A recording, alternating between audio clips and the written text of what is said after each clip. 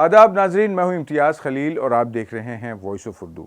नाजरीन, जलियांवाला बाग कत्लेआम के ताल्लुक से हिंदुस्तान का बच्चा बच्चा जानता है, लेकिन अगर मैं आपसे पूछूं कि क्या आपने ऐसे ही किसी और बाग के बारे में सुना है जहां एक दो नहीं बल्कि बताया जाता है कि 500 से ज़्यादा इनकलाबियों को सूली पे चढ़ाया गया। जी हाँ, भारत में मुजफ्फरनगर ज़िले का एक कस्बा है पुरकाजी, वहाँ पे एक सूली वाला बाग है जिसके ताल्लुक से कहा जाता है कि 1857 के बाद 1947 तक भारत के इनकलाबियों को, उनमें हिंदू भी थे, मुसलमान भी थे, सिख भी थे, मर्द थे, औरतें थीं, इन सब ने कुर्बानियाँ पेश की। लेकिन हैरत की बात यह है कि ये इतनी अहम दास्तान जो है वो मुझे लगता है कि मुजफ्फरनगर और उसके आसपास के कुछ लोग शायद जानते हों, लेकिन पूरा भारत इससे महरूम है। वॉइस ऑफ उर्दू की टीम आज आपको लेके चलती है पुरकाजी के सूली वाला बाग में और आपको बताते हैं क्या हुआ था 1857 के बाद और क्यों आज तक ये कहानी आम हिंदुस्तानियों तक नहीं पहुंच पाई।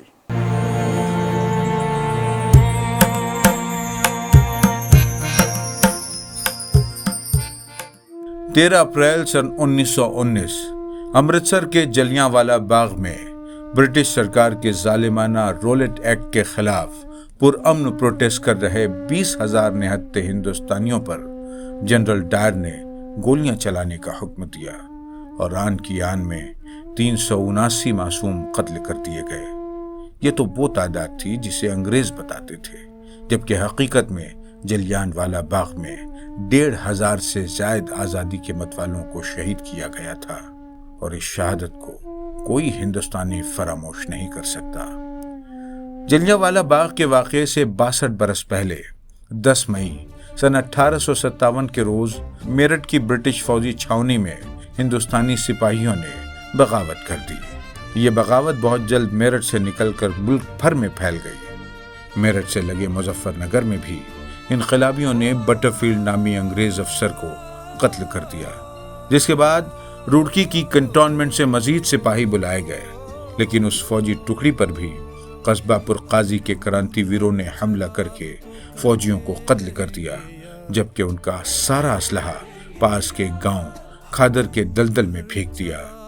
इससे तिलमिलाई कंपनी सरकार ने मेरठ से बड़े पैमाने पर फौज बुलाकर उन मुजाहिदीन आज़ादी को गिरफ्तार कर लिया और उन्हें पुरकाजी के मज़ाफ़ात में वाक़े एक कब्रिस्तान से लगे बाग में सूली पर लटका दिया।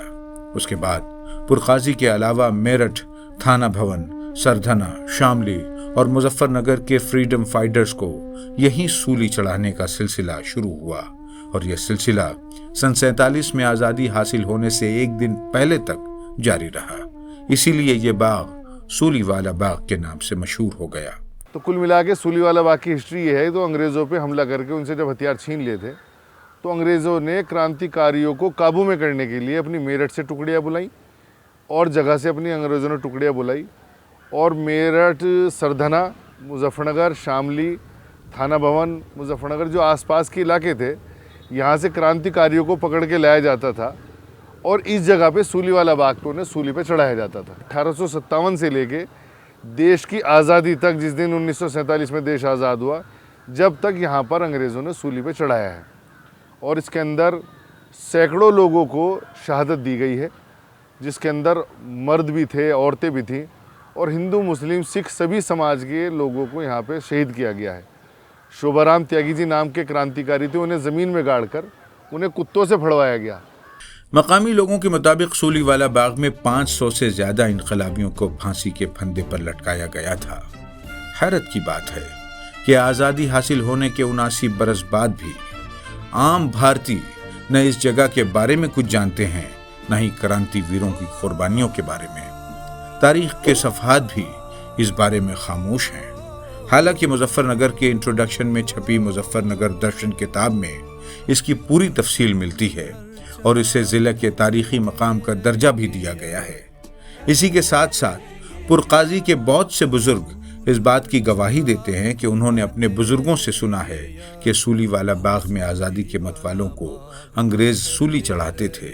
कुछ तो इस बात की भी गवाही देते हैं कि उनके ख़ानदान के बुजुर्गों को भी सूली वाला बाग में फांसी दी गई थी। अब और क्या सबूत चाहिए।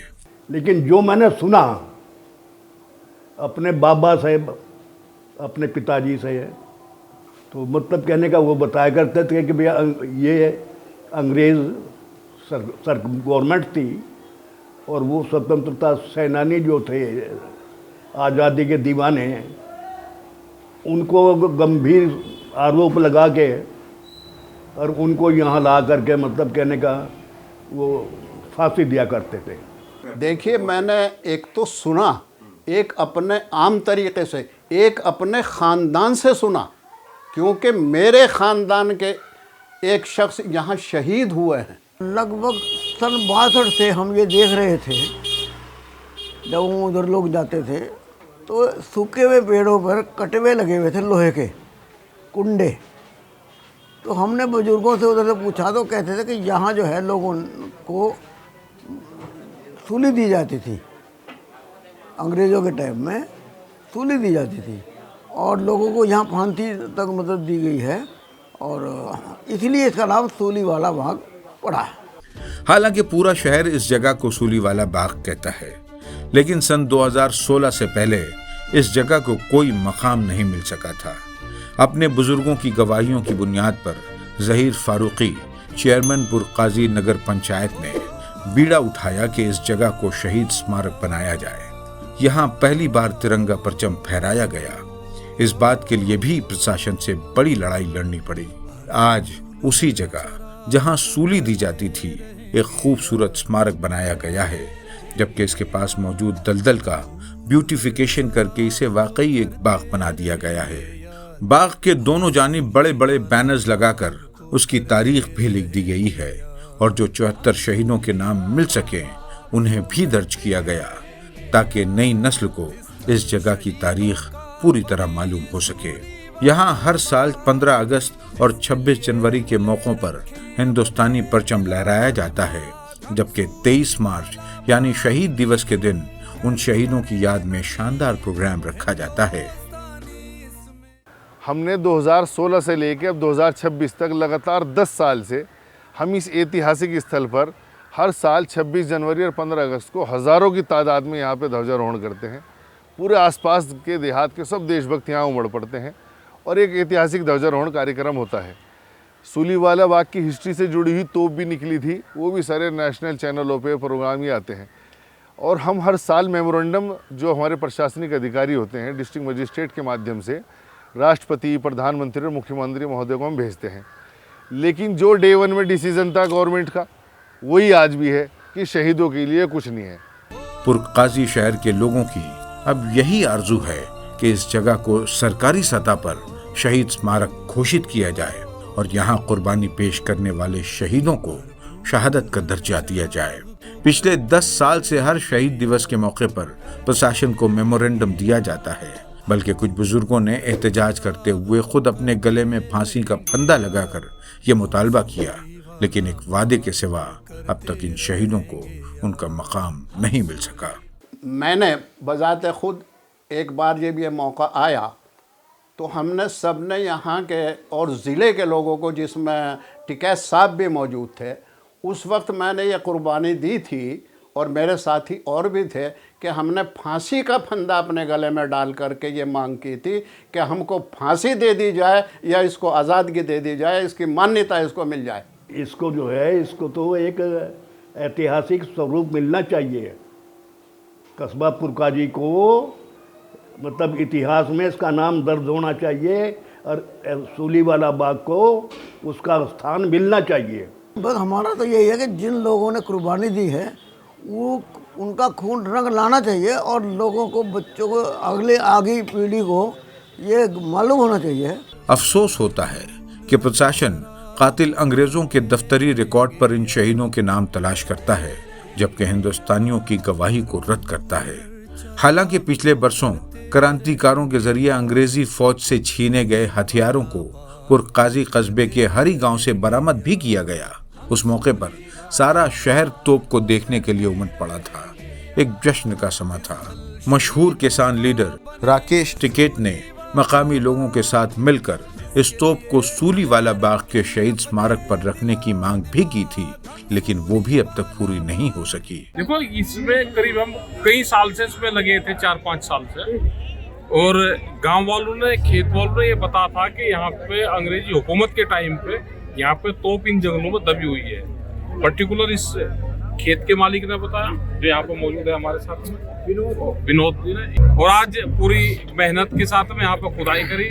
जहीर फारूकी साहब जो चेयरमैन हैं पुरका जी के, वे पूरी हरिनगर के लोग थे यहाँ पे, उनके सबके सामने हुआ। और ये पहले ही तय हो चुका था कि यहाँ से जो भी तोप और सामान निकलेगा वो सूलीवाला बाग में, पुरका जी में, ये वहाँ पे लगाया जाएगा, क्योंकि उन्हीं शहीदों के सम्मान में ये यहाँ पे खुदाई करवा के पूरे गांव वालों ने ये जो तोप निकली, ये पूरा सामान वहाँ पे जाएगा। पता नहीं उन इनकलाबियों को अपने देश के लिए कुर्बानी देने के बावजूद अपने ही देश में शहादत का दर्जा कब मिलेगा, लेकिन ये बात तो तय है कि सूलीवाला बाग आने वाली नस्लों को उन शहीदों के बलिदान और हमारी बेहिसी की कहानी सुनाता रहेगा कि हर फूल हर चिराग को करते रहेंगे याद, हम सूलीवाला बाग को करते रहेंगे याद। हम सूलीवाला बाग को करते रहेंगे याद, हम सूलीवाला बाग को करते रहेंगे याद। दोस्तों, अगर आपको वॉइस ऑफ उर्दू की इस तरीके की स्टोरीज़ पसंद आ रही हैं तो हम चाहते हैं कि आप इससे जुड़ें। ये एक मिशन है। हम चाहते हैं कि जितना आप हमारे साथ जुड़ेंगे उतना ये मिशन मजबूत होता जाएगा। और हम आपसे ये भी चाहते हैं कि जिस तरीके से हमने कुएं वाली मस्जिद की, अभी ये सूलीवाला बाग और इस तरीके के अहम चीज़ों को आपके सामने लाते हैं, अगर आपके सामने भी, आपके जानकारी में भी कुछ ऐसे मकामात हों जिनको लोगों के सामने आना ज़रूरी है, तो हम चाहेंगे कि उस ज़िम्न में आप हमारी मदद कर सकते हैं, आप उसके बारे में हमें अपडेट कर सकते हैं। और हम आपसे यही दरख्वास्त करेंगे कि अगर आप इसे मिशन समझते हैं तो इस मिशन का मजबूत होना बहुत ज़रूरी है। और ये मजबूत उस वक्त होगा जब आप चैनल को सब्सक्राइब करेंगे, इसकी स्टोरीज़ को लाइक करेंगे और जो चीज़ें अच्छी हैं उन्हें शेयर करेंगे। बहुत शुक्रिया।